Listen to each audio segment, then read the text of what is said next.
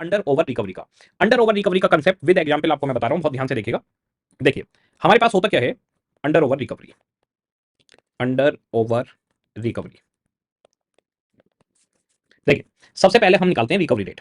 Recovery rate में हम क्या करते हैं, हमने प्राइमरी डिस्ट्रीब्यूशन किया, सेकेंडरी डिस्ट्रीब्यूशन किया, उसके बाद में हमने रिकवरी रेट निकाला। यहां तक हम पहुंच चुके हैं। अच्छा क्या सर एग्जाम में पूरा क्वेश्चन आएगा primary distribution, secondary distribution, recovery rate सब कुछ निकालना पड़ेगा?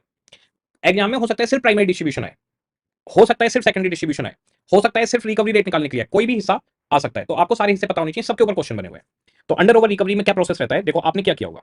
सबसे पहले जैसे मान लीजिए मेरे बजटेड ओवरहेड निकल कर आए 10 लाख रुपए, ठीक है, और मेरे बजटेड लेबर आवर्स हैं 10,000, यही मेरा रिकवरी बेस है। तो रिकवरी रेट अगर हम निकालें तो हमारे पास रिकवरी रेट क्या निकल कर आएगा, 10 लाख के ओवरहेड्स 10,000 आवर्स पर, तो 100 रुपीज पर लेबर आवर हमारा रिकवरी रेट आ गया। ठीक है जी, अब हमने रिकवरी रेट निकाल दिया। तो ये सब तो बजटेड था, रिकवरी रेट तक पहुंच गए। अब हमारे जो एक्चुअल ओवरहेड खर्च हुए वो हुए 9,80,000, ठीक है, और हमारे जो एक्चुअल लेबर आवर्स लगे वो एक्चुअल लेबर आवर्स लगे 9,500 आवर्स। तो हमारे पास पहले budgeted overhead budgeted labour hours से रिकवरी रेट निकला।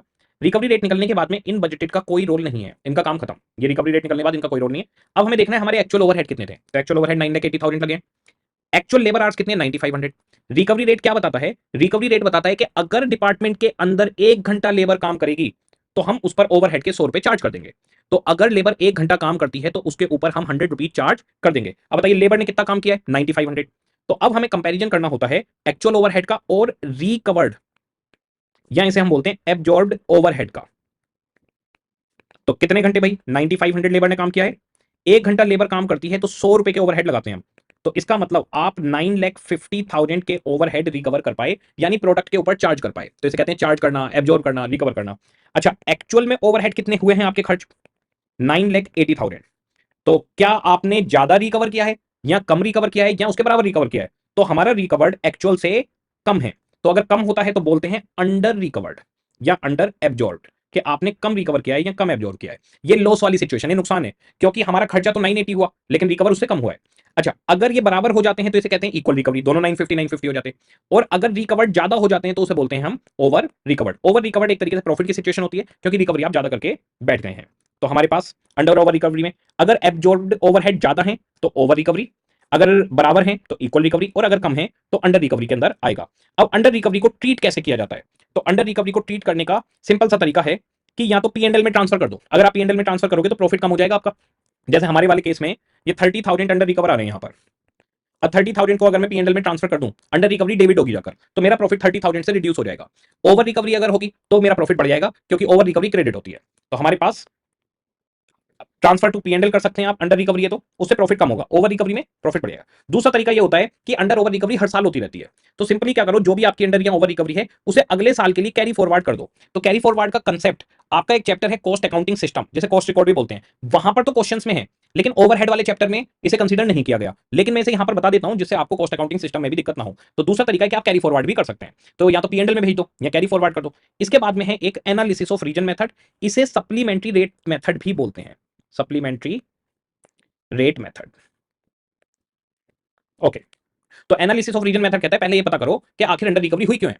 अगर एबनॉर्मल रीजन से हुई है तो एबनॉर्मल वाला हिस्सा पीएनएल में भेज दो, और अगर नॉर्मल रीजन है, नॉर्मल रीजन माना गया है अगर इन्फ्लेशन आ जाती है तो अगर इन्फ्लेशन की वजह से, कॉस्ट इंक्रीज होने की वजह से आपकी अंडर रिकवरी से नॉर्मल रीजन मानेंगे, तो जो भी अंडर रिकवरी आएगी उसे आप कॉस्ट ऑफ सेल में, फिनिश गुड्स स्टॉक में और डब्ल्यूआईपी स्टॉक में सप्लीमेंट्री रेट से ट्रांसफर कर देंगे। तो ये दिखेगा कैसे, ये होगा कैसे, एग्जाम में इसका सिर्फ यही वाला हिस्सा आता है, सिर्फ ये वाला हिस्सा बड़ा सिंपल सा रहता है। आपको क्वेश्चन क्या कहेगा, ऐसे बोलेगा क्वेश्चन, जैसे आपको बोल देगा कि जी हमारे जो एक्चुअल ओवरहेड है वो एक्चुअल ओवरहेड है मान लो 5 लाख।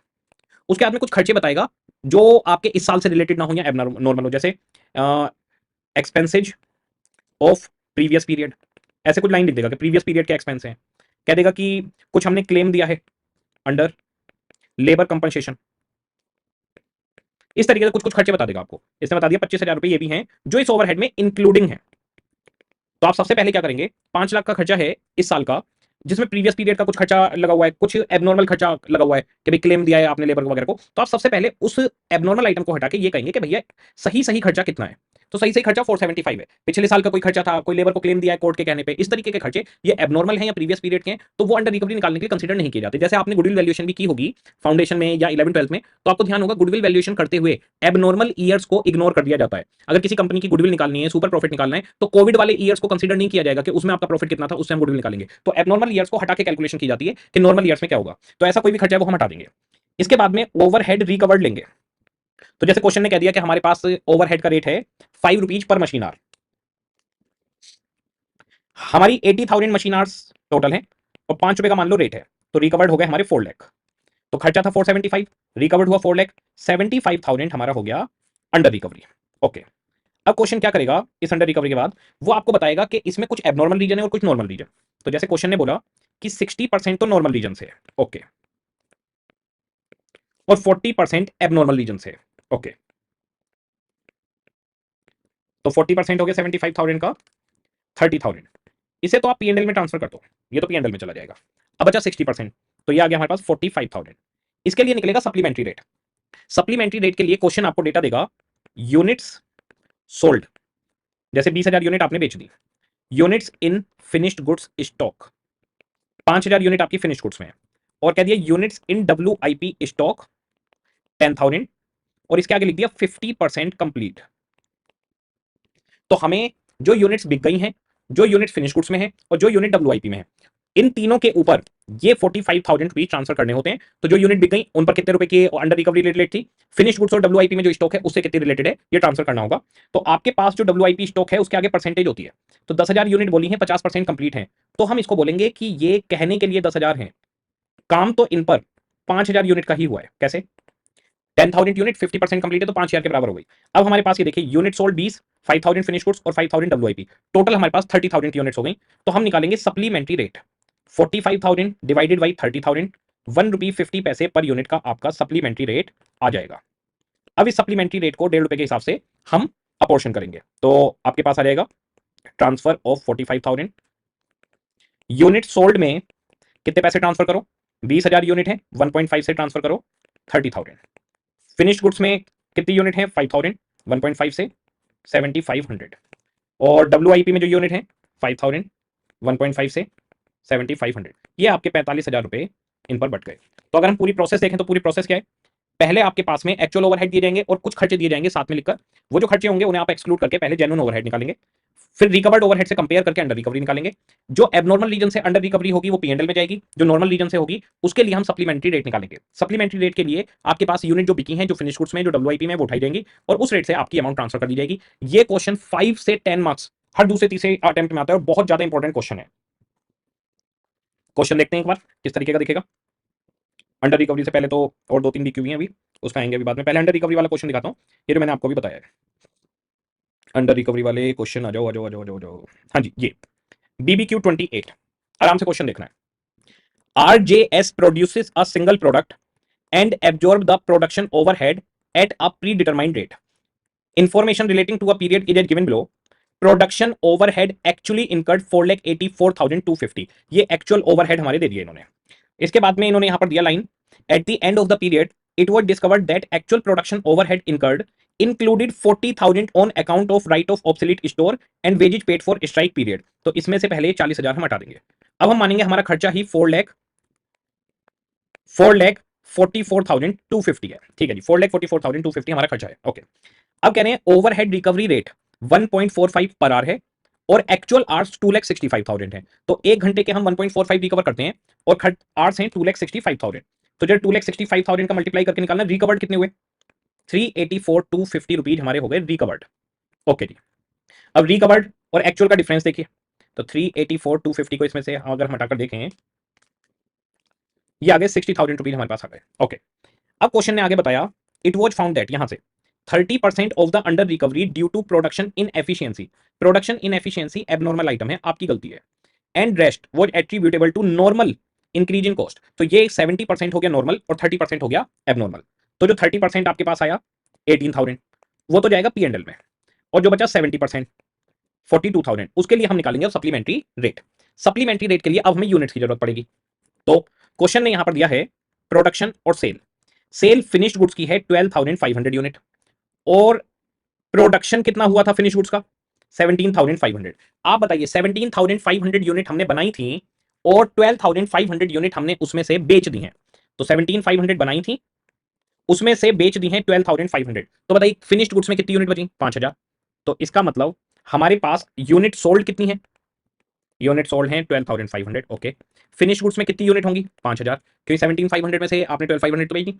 इसके बाद में दिया हुआ है WIP 50% कंप्लीट। तो 5,000 यूनिट है, 50% कंप्लीट, यानी WIP में कितना मानूं 2,500 यूनिट्स का। तो अब जरा यूनिट्स देखनी है जो बिकी हैं, जो फिनिश गुड्स में है और जो WIP में है। तो 12,500, 5,000 और 2,500 टोटल हो गया 20,000 यूनिट। तो ये जो 42,000 रुपए हैं इसे हम 20,000 यूनिट से डिवाइड करके निकालेंगे रेट। 2.1 पर यूनिट का रेट आ गया। अब 2.1 को मल्टीप्लाई करेंगे 12,500 से तो वो यूनिट सोल्ड में चला जाएगा। फिनिश गुड्स को 2.1 मल्टीप्लाई बाई 5,000 और WIP के लिए 2,500 मल्टीप्लाई 2.1। अब जरा देखिए क्वेश्चन ने कहा एक तो अंडर रिकवरी निकालो, तो ओवरहेड लिए, उसमें से जो पिछले साल के खर्चे वगैरह थे माइनस किए, उसके बाद रिकवर्ड से कंपेयर किया, 60,000 की अंडर रिकवरी आ गई। फिर बोले अकाउंटिंग ट्रीटमेंट करके दिखाओ इसका, और बोले जनरल एंट्री भी पास करना। जनरल एंट्री पास करने के लिए बोले तभी करेंगे वरना नहीं। तो अकाउंटिंग ट्रीटमेंट के अंदर हमारे पास 30% हिस्सा तो चला गया P&L में, तो ये कॉस्टिंग P&L में हमने ट्रांसफर कर दिया 18,000, बचे 42,000। उसके लिए हमें निकालना है सप्लीमेंट्री रेट। सप्लीमेंट्री रेट 42,000, उसे नंबर ऑफ यूनिट से डिवाइड किया, 2.10 का रेट निकलकर आ गया। अब हम WIP में, फिनिश गुड्स में और कॉस्ट ऑफ सेल में इन्हें ट्रांसफर कर देंगे। जनरल एंट्री इसकी बड़ी सिंपल होती है, जितनी आपने कॉस्ट ऑफ सेल में ट्रांसफर किया, cost of sale account debit, finish goods account debit, WIP account debit, costing P&L account debit, जो 18,000 रुपए यहां पर कॉस्टिंग P&L में किए थे।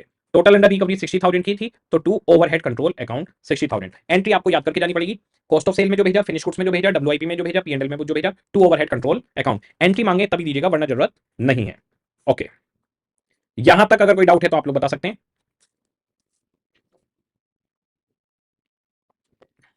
किसी भी तरीके का कोई डाउट यहां तक हो तो बता दीजिए, फिर बीच में 2-3 क्वेश्चन है हमारे वो करवाने हैं और MHR और ओवरहेड का काम खत्म हो जाएगा। इतने सिंपल सोवर तरीके से रिवीजन पॉसिबल नहीं है, बहुत ही आसान तरीके से रिवीजन चल रहा है। और ये सारे क्वेश्चन वो हैं जो एग्जाम में आए हुए क्वेश्चन है, ये बता दूं मैं आपको। सभी को क्लियर है बिल्कुल? ठीक है, अब हमारे पास बीच में कुछ क्वेश्चन बचे हुए हैं, वो क्वेश्चन वन बाय वन देखते हैं।